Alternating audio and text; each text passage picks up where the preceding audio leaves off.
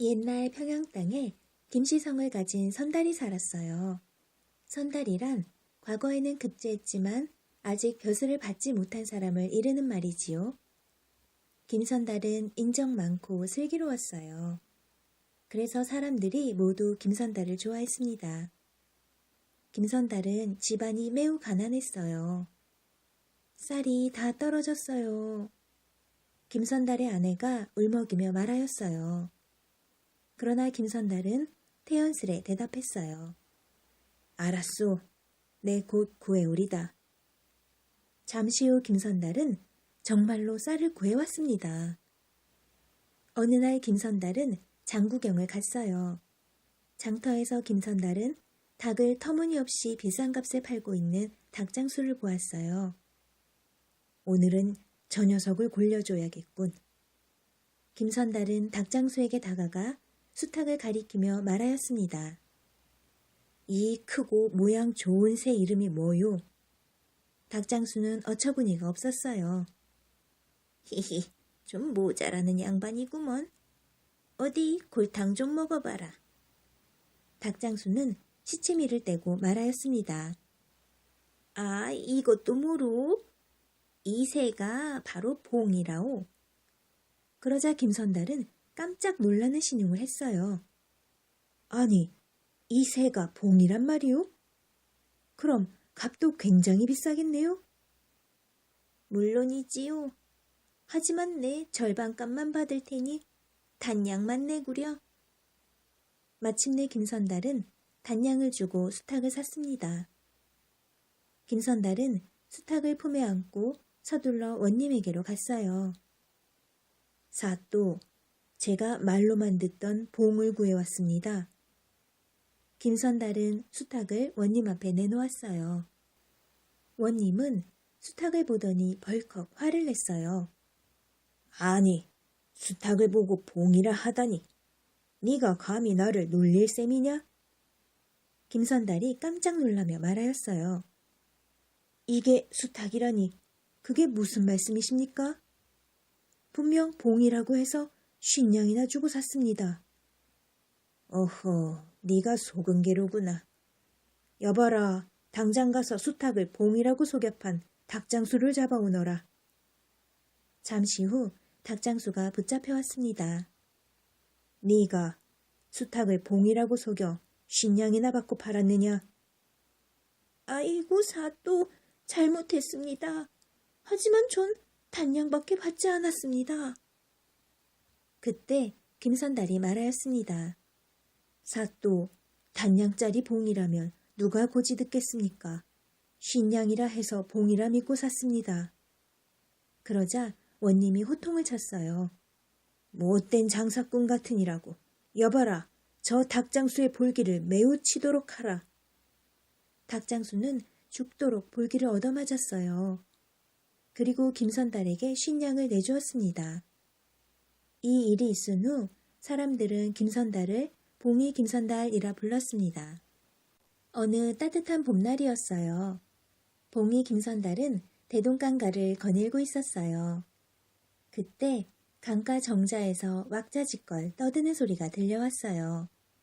봉이 김선달은 호기심에 가까이 다가갔습니다. 하하하하, 평양 사람들은 정말 어리석어. 모두 감쪽같이 속아 넘어갔잖아. 그러게 말이야. 우린 금방 떼돈을 벌겠어. 한양에서 온 사람들이었어요. 봉이 김선달은 한양 사람들이 어떤 일을 하였는지 짐작할 수 있었어요. 봉이 김선달은 강가에서 물을 깃고 있는 사람들에게 다가갔어요. 여보게들, 우리 못된 한양놈들 좀 골려주세. 좋지요, 선달님. 봉이 김선달은 우선 사람들에게 10냥씩을 나누어 주었습니다. 그때부터 사람들은 물을 길어가며 봉이 김선달에게 돈을 1냥씩 냈어요. 선달님, 물값 받으세요. 제것도요. 어느 틈엔가 김선달 앞에는 돈이 수북이 쌓였습니다. 이 광경을 한양 사람들이 보았습니다. 아니, 왜 물을 길어가며 당신에게 돈을 내죠? 내가 강물 임자니까 그렇지요. 한양 사람들은 서로 얼굴을 마주 보았어요. 잠시 후 한양 사람들이 돈을 내밀며 말하였습니다. 선달님, 우리에게 대동강을 파시구려. 예수 2,000냥.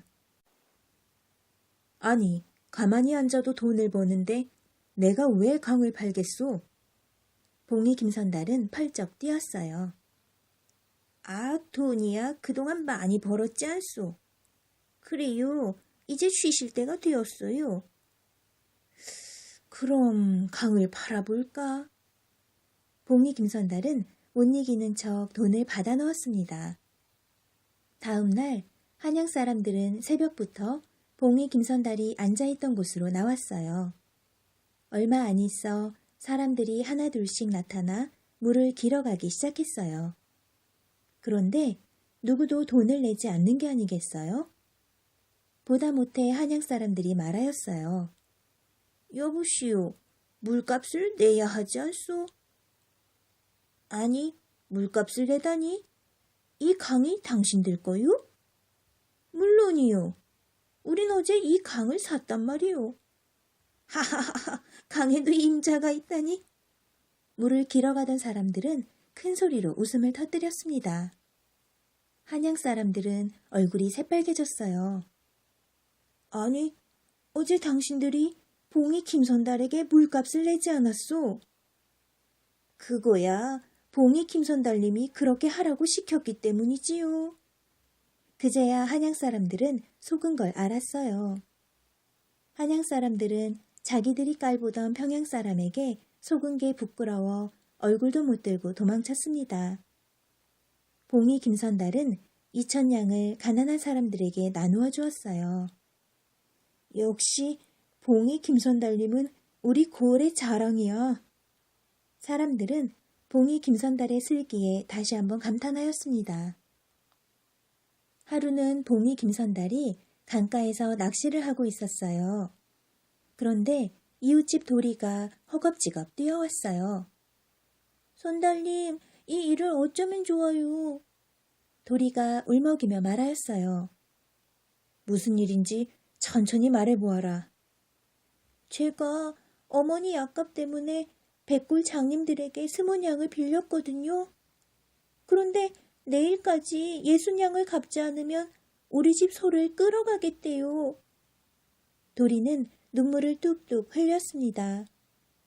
도리는 병든 어머니를 정성껏 모시는 착한 아이였어요. 묵묵히 듣고 있던 봉이 김선달이 도리에게 물었어요. 20냥을 빌렸는데 왜 60냥을 갚으라는 거냐? 1년 동안 이자가 붙어서 그렇대요. 아니, 이자가 40냥이나 된단 말이냐? 네, 편찮으신 어머니에게까지 돈을 갚으라고 야단을 치고 있어요. 봉이 김선달은 돈만 아는 백골 장님들이 괘씸하였어요. 너무 걱정 마라, 돌아. 내게 좋은 수가 있다. 봉이 김선달은 도리를 데리고 마을로 돌아왔어요. 이 마당에 원두막을 짓거라. 예? 원두막을요? 그래. 썩은 새끼줄로 엮고 바닥은 수수깡으로 깔도록 하거라. 그리고 원두막이 다 지어지면 밑에 깨진 사기 그릇들을 가져다 놓거라. 도리는 영문을 알 수가 없었어요. 하지만 잠자코 시키는 대로 하였습니다. 봉이 김선달은 백골 장님들을 찾아갔어요. 내일이 제 생일이니 저희 집에 오십시오. 하하하, 알겠소. 우리 모두 가리다.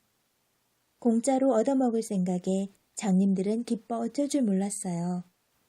다음 날 백골 장님들이 이른 아침부터 몰려들었어요. 어서 들어오십시오. 봉이 김선달은 장님들을 원두막으로 안내하였어요. 잠시 후 도리가 풍로에 조그만 고기 한 점을 올려놓았어요. 그리고 부채질을 해대기 시작했습니다. 냄새 좋다. 장님들은 군침을 꿀꺽 삼켰습니다. 도리가 이번에는 누룩을 들고 부채질을 해댔어요. 호호, 이 술 냄새. 장님들은 코를 벌름벌름 거렸어요. 그 사이에 김선달은 깨어진 사기 그릇을 들었다 놓았다 달그락거렸어요. 이제 상을 차리려나 보군. 장님들의 뱃속에서 꼬르륵 꼬르륵 요란한 소리가 났어요. 조금만 기다리시오. 이제 거의 다 됐으니. 봉이 김선달은 원두막 위에 대고 소리쳤습니다. 그리고는 긴 막대기 끝에 똥을 묻혀왔습니다. 어디 혼 좀 나봐라. 봉이 김선달은 장님들의 코끝에 똥 묻힌 막대기를 바싹 들이댔어요. 에? 누가 방귀를 뀌었지? 앞이 보이지 않는 장님들은 서로 다른 사람이 방귀를 뀌었다며 화를 냈어요. 에이, 더러워. 네가 꼈지? 메이야, 이런 고얀 녀석, 지가 뀌어놓고선. 장님들은 벌떡 일어나 치고받으며 싸움을 시작했습니다. 그 순간 우지끈하며 원두막이 무너져 내렸어요. 와장창. 그 바람에 원두막 아래 있던 깨진 사기 그릇들이 요란한 소리를 내며 다시 깨어졌습니다. 아이고, 이 일을 어쩌나. 내 그릇, 내 음식들, 아이고 아까워라. 봉이 김선달이 소리소리 질렀어요. 아이고 미안합니다. 미안합니다. 저희가 모두 물어드리겠어요. 장님들은 돈을 내놓고는 도망치듯 가버렸습니다. 하하하하, 옛다. 이 돈으로 저 못된 장님들에게 빌린 돈을 갚거라. 고맙습니다, 선달님. 그래, 하하하. 봉이 김선달의 기분 좋은 웃음소리가 파란 하늘로 울려 퍼졌습니다.